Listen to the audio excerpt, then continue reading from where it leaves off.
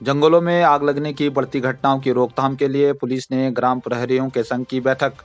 प्रभारी थाना मुंशियारी बीसी माछीवाल की अध्यक्षता में आज ग्राम प्रहरियों की महत्वपूर्ण बैठक मुंशियारी थाने में बुलाई गई, जिसमें क्षेत्र के जंगलों में आग लगने की बढ़ती घटनाओं को लेकर चिंता व्यक्त की गई।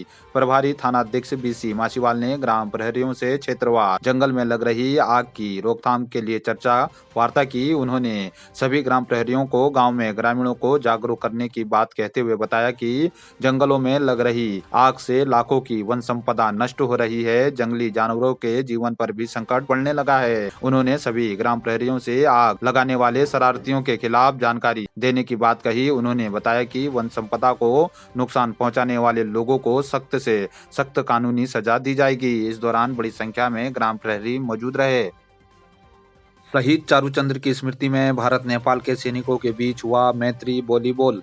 एसएसबी 11वीं वाहिनी डीडीहाट के अधीन सीमा चौकी गोठी के खेल मैदान में शहीद चारूचंद्र पाठक सहायक कमांडेंट की स्मृति में एक दिवसीय मित्रवत वॉलीबॉल प्रतियोगिता का आयोजन किया गया। प्रतियोगिता में एपीएफ नेपाल दारचूला और एसएसबी 11वीं वाहिनी डीडीहाट के जवानों ने हिस्सा लिया, जिसमें एपीएफ नेपाल 2-1 से विजयी हुई। मैच की शुरुआत दोनों देशों के राष्ट्रगान एवं भारत माता की जय घोष के साथ किया गया। जनमानस द्वारा नम आंखों से शहीद चारूचंद्र पाठक के चित्र पर पुष्प माल्यार्पण श्रद्धांजलि दी गई। जयप्रकाश कुमार उप कमांडेंट द्वारा उनके शहादत को नमन करते हुए उनके जीवन परिचय को जवानों और ग्रामीणों के बीच बताया गया। शहीद चारूचंद्र पाठक को श्रद्धा सुमन अर्पित करते हुए उनके जीवन वृत्तांत को सुनाया और उनके द्वारा साहसिक कार्य को प्रेरणा स्वरूप अपने जीवन में अपनाने के लिए प्रेरित किया। शहीद चारूचंद्र पाठक साल 1973 में गांव उपरारा, जिला पिथौरागढ़, उत्तराखंड में जन्म लिए। वो अपने खुशमिजाज स्वभाव, दरियादिली, निडर प्रवृत्ति, साहसिक और बेहतरीन कमांडर के तौर पर जाने जाते थे। वह साल 2004 में जम्मू व कश्मीर में राष्ट्र की सेवा के दौरान दुश्मन के द्वारा कायरतापूर्वक ग्रेनेड के हमले में शहीद हो गए थे और इस प्रकार से एसएसबी ने अपना एक अनमोल और वीर अधिकारी को सदा के लिए खो दिया, जिसकी क्षति अपूरणीय है। चारूचंद्र पाठक के साहस और देश के प्रति सर्वोच्च बलिदान को देखते हुए साल 2005 में इन्हें मरणोपरांत पुलिस मेडल वीरता से नवाजा गया।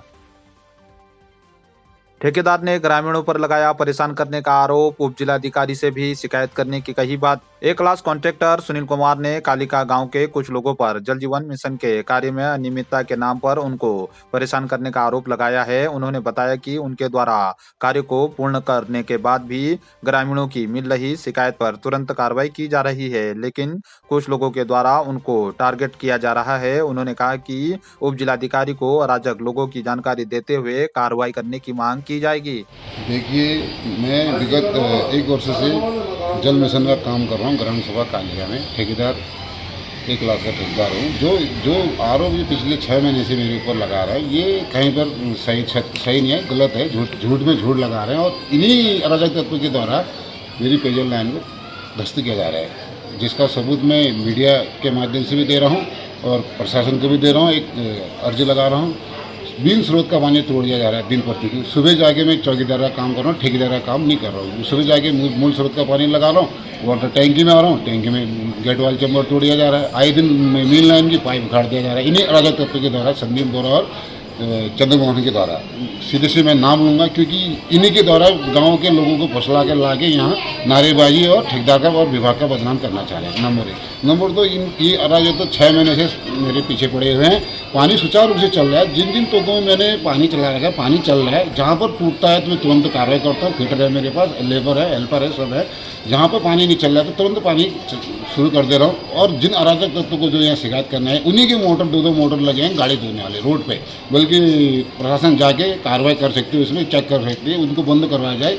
और घरों में जो इनके पानी नहीं चल रहा है चेक किया जाए। टैंकी में पानी है सुचारू रूप से और मूल स्रोत से भी पानी लाकर आए दिन बना रहा हूँ मैं। 1 साल भर हो गया है, जबकि इनके शिकायत करने से मेरी पेमेंट भी रुकी हुई है। उसमें कोई प्रॉब्लम नहीं, मेरी पेमेंट मुझे मिल जाएगी जब मैंने धरातल में काम किया है। काम में कोई अनियमितता नहीं है। जिन जिन तोकों में शिकायत आती है मैं समाधान करते जा रहा हूँ। अभी 1 वर्ष पूरा होने जा रहा है और इन अराजक तत्वों के द्वारा मैं RWT से एक निर्माण भवन भी बना रहा हूँ जीआईसी कालिका में। उसमें भी ये सीएम जोशी का कहना है कि ये इसका बजट फाइल मैंने पास करेगी, कुछ % पैसा इसमें मुझे भी मिलना चाहिए। ताकि तू काम कर सके, वरना इस काम को भी मैं विधिन बाधा करूँगा, इसका खुलेआम कहना है मुझे। तो मैं प्रशासन से या मीडिया के माध्यम से ये कहना चाहता हूँ, मेरे ही निर्माणाधीन कार्य में जो ये लोग अराजक तत्व फैला रहे हैं या काम में मेरी रुकावट है, इस काम को सुचारू रूप से चलाने के लिए कुछ मेरा अर्ज को आगे कार्रवाई करें ताकि मुझे काम करने में आसानी मिले। और साथ में ये भी कहते हैं, सुनने में आ रहा है कि ये ठेकेदार एससी का है, ये पानी अशुद्ध कर दिया, इसका हाथ का छुआ पानी हमें पीने में असमर्थ हैं, ये भी अफवाहें गाँव में फैला रहे हैं। तेज आंधी तूफान में असंतुलित होकर खाई में गिरने से एक व्यक्ति की मौके पर हुई मौत। ग्राम पंचायत बलाकोट के तोक थोड़ा निवासी गोविंद राम पुत्र स्वर्गीय रुकुम सिंह उम्र 40 वर्ष शनिवार देर शाम मजदूरी कर अपने घर वापस आ रहे थे। अचानक बादलों की गड़गड़ाहट के बीच तेज आंधी तूफान चलने लगा। अचानक गोविंद राम का संतुलन बिगड़कर 1 किलोमीटर गहरी खाई में गिरकर उनकी मौके पर ही मौत हो गई। बीडीसी मेंबर पुष्कर राम ने बताया कि गोविंद राम शनिवार देर शाम तक घर नहीं पहुंचने पर मृतक की पत्नी पुष्पा देवी और अन्य लोगों ने रात भर काफी खोजबीन की, लेकिन कोई पता नहीं चला। रविवार तड़के मृतक के मोबाइल और चप्पल खाई के पास मिलने पर ग्रामीणों के काफी खोजबीन के बाद 1 किलोमीटर दूरी पर गहरी खाई में मृतक का शव देखने को मिला। बीडीसी मेंबर पुष्कर राम और मृतक के छोटे भाई भूपेंद्र राम ने पुलिस को घटना की सूचना दी। सूचना मिलने पर थाना बलाकोट से ASI Narendra Pal, head constable Sanjeev Kumar, constable Prabhat Rana मौके पर पहुंचे। पुलिस ने ग्रामीणों के सहयोग से 1 घंटे की मेहनत के बाद शव को सड़क तक लाए। मृत्यु की जानकारी मिलने के बाद परिजनों का रो रो कर बुरा हाल है। मृतक गोविंद राम अपने पीछे पत्नी, एक पुत्र और पुत्री को छोड़ गए हैं। पुलिस ने पंचनामा भरकर शव को पीएम के लिए धारचूला भेज दिया है। ग्राम प्रधान पूरन ग्वाल ने घटना पर दुख व्यक्त करते हुए प्रशासन से मृतक के परिवार को मुआवजा देने की मांग की है।